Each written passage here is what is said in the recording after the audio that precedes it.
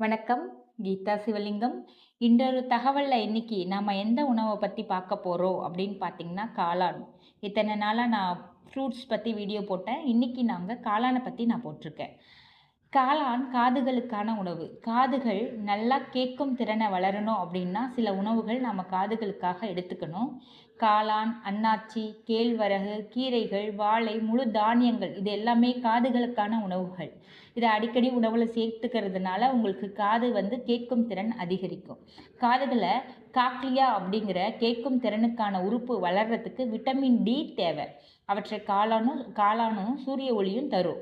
இந்த vitamin D காளான்லேயும் சூரிய ஒளின்னு இருக்கு. சைவத்துல பார்த்தீங்கன்னா, காளான்ல மட்டும் தான் இருக்கு விட்டமின் டி. அசைவத்துல பார்த்தீங்கன்னா, மாட்டு ஈரல்லயும், மேக்ரோல் ஃபிஷ்லயும் இருக்கு. டெய்லியும் ஒரு 1/4 மணி நேரம் அல்லது 20 நிமிஷமாவது நம்ம சூரிய ஒளியில நிக்கிறது ரொம்ப நல்லது. காளான்ல விட்டமின் டி, விட்டமின் டி3, விட்டமின் டி2 சத்துக்கள் நிறைஞ்சிருக்கு. கால்சியம் சத்தை உடல் கிரகிக்கணும் அப்படின்னா, விட்டமின் டி நம்மளுக்கு தேவை.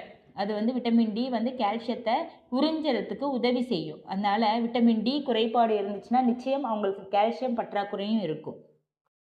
உள்ளுறுப்புகளுடைய வளர்ச்சிக்கும், ஆரோக்கியமான எலும்பு வளர்றதுக்கும் ஆதாரமாக இருக்கிறது பார்த்தீங்கன்னா, இந்த காளான் தான். மார்பகம், பிராஸ்டேட் புற்றுநோயை தடுக்கும் ஆற்றல் இந்த காளானுக்கு இருக்கு. அதிகமாக ஈஸ்ட்ரோஜனை சுரக்கிறதுனால ஏற்படக்கூடிய விளைவுகளை சரி செய்யும் ஆற்றலும் காளானுக்கு இருக்கு. இப்போ நான்வெஜ் விலங்குகளிலிருந்து எடுக்கப்படும் புரோட்டீன், ரிச் புரோட்டீன்னு சொல்லுவாங்க. அந்த புரோட்டீனுக்கு ஈக்குவலாக நம்ம காளான் புரதத்தை கொடுக்கும். வாரத்துக்கு 3 முறையாவது நம்ம உணவுல காளான் எடுத்துக்கிறது ரொம்ப நல்லது. நன்றி.